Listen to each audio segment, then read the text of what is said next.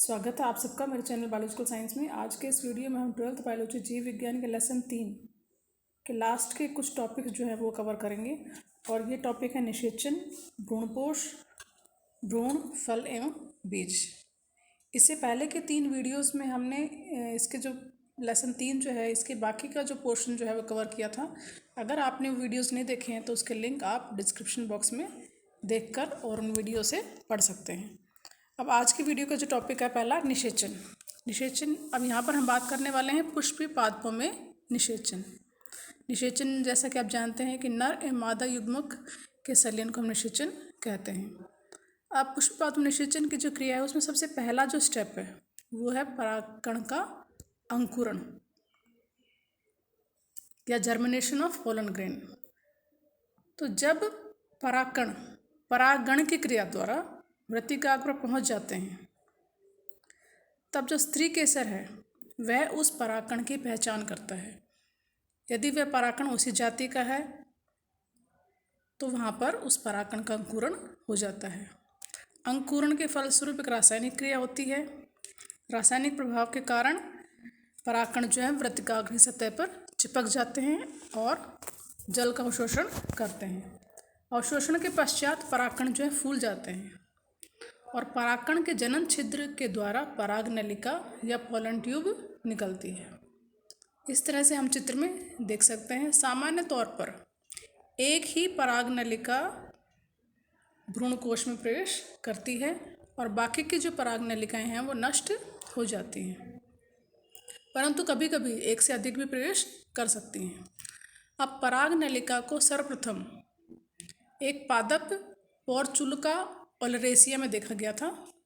जैसे कि मैंने आपको बताया कि सामान्य तौर पर एक ही पराग नलिका जो है वो भ्रूणकोश में प्रवेश करती है, परंतु कभी कभी एक से अधिक भी प्रवेश कर सकती हैं। इसे हम पॉलीसाइफोनस भी कहते हैं इस क्रिया को। और यदि एक प्रवेश करती है तो इसे मोनोसाइफोनस कहते हैं। अब पॉलीसाइफोनस की जो क्रिया है ये देखी गई है मालवेसी कुकुरबिटेसी कुल के पादपों में।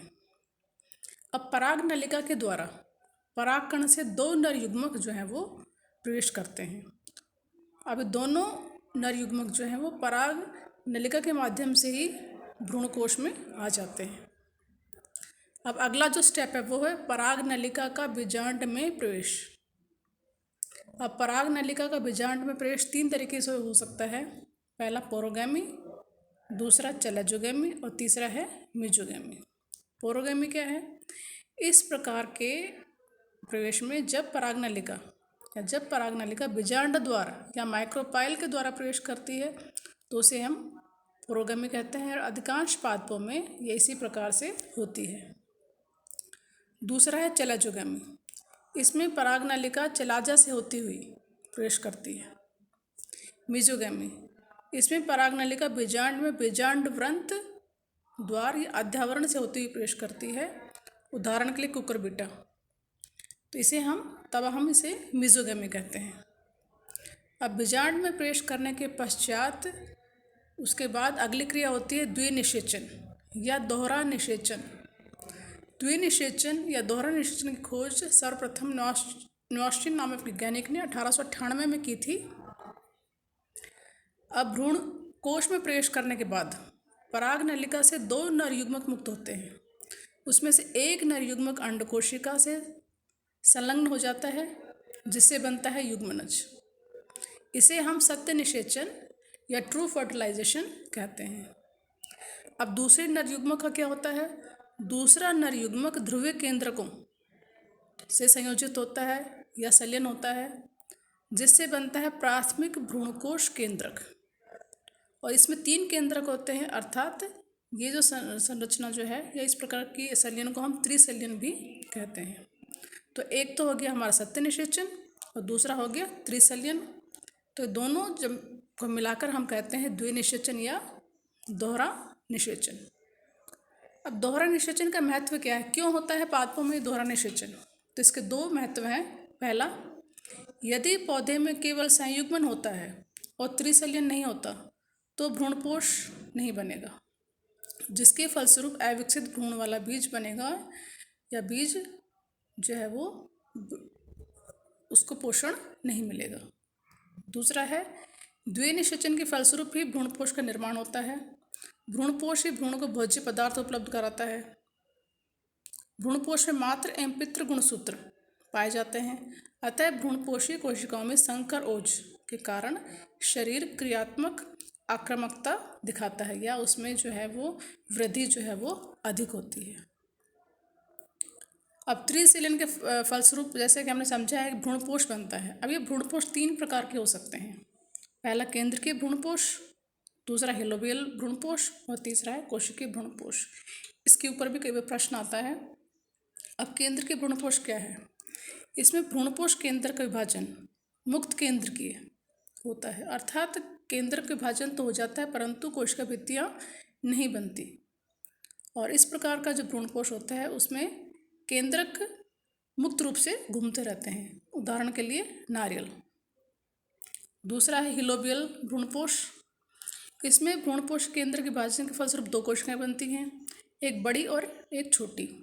बड़ी कोशिका को माइक्रोपाइलर चैम्बर कहते हैं तो छोटी कोशिका को चलाजल चैम्बर कहते हैं। अब चलाजल चैम्बर वाली जो कोशिका है उसमें विभाजन नहीं होते। माइक्रोपाइलर चैम्बर वाली जो कोशिका है उसमें मुक्त विभाजन होते हैं और जिसके फलस्वरूप हिलोबियल भ्रूणपोष बनता है। तीसरा है कोशिकीय भ्रूणपोष। इस प्रकार के भ्रूणपोष में प्राथमिक भ्रूणपोष केंद्रक में विभाजन के साथ साथ तुरंत ही कोशिका भित्तियाँ भी बनने लग जाती हैं और इस प्रकार का भ्रूणपोष कोशिकीय भ्रूणपोष कहलाता है।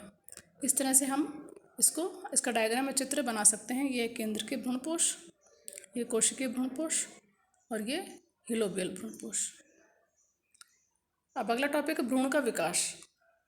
निषेचन के बाद अंड कोशिका जो है उसका नरयुग्मक से जब निषेचन होता है तो उससे बनता है युग्मनज।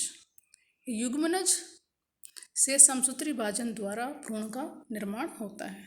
अब भ्रूण का जो विकास जो है वो एक जो है लंबी क्रिया है और इसका विकास जो है वो समझने के लिए एक और वीडियो जो है आपके लिए लाया जाएगा, तो उस वीडियो में आप भ्रूण का विकास जो है विस्तार से समझ सकते हैं।